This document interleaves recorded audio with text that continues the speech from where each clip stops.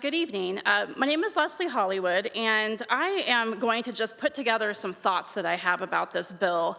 I want to mention somebody who spoke about 2 panels ago, and he brought up how many lives have been saved in Colorado by firearms. And that's actually out of the Office of Gun Violence data, in case you're wondering where that information comes from. He said it was 25%. They've actually have fantastic data on justified homicides, or in that realm. I myself personally, my youngest daughter is 13, and several years ago, a madman attacked her and her dad had a firearm to defend her life. And if he had not had that firearm at that day, she would not be here with me today. So guns do save lives, and although I think every death is tragic, every life is valuable, just like my daughter's.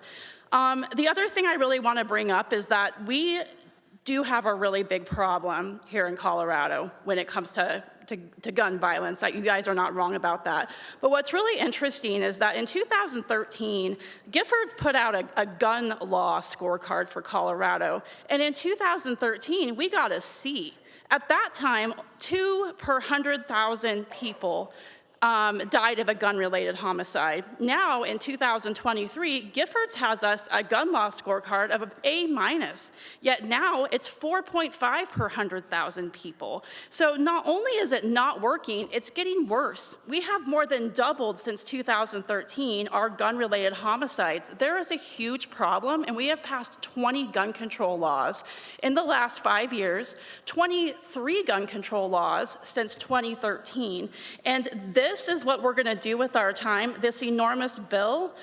I also want to add that for the firearms that would be banned in this bill, the rate of death by firearm is 0.089 per 100,000 people, comparatively to what I just said. All right. Thank you. Thank you. Members, questions of this panel?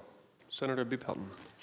Thank you, Mr. Chair. Ms. Hollywood, could you kind of go through clearing your firearm with magazine affixed that you expressed to me that you were worried about? Ms. Hollywood. Certainly. So when it comes to the safety issues of this bill, whether we're talking about clearing a firearm, storing a firearm, I have teenagers. I just mentioned I have a 13-year-old. I also have a 17-year-old.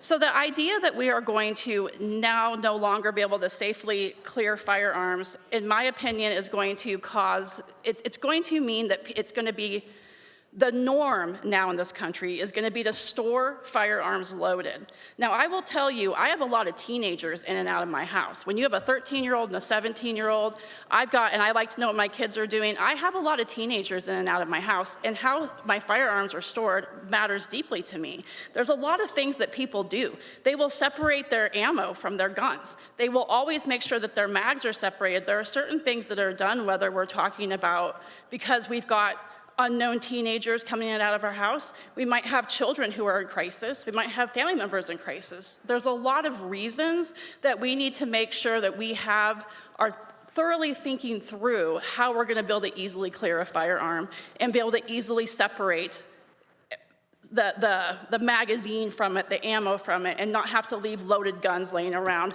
because that's what's going to become the norm under fixed magazines.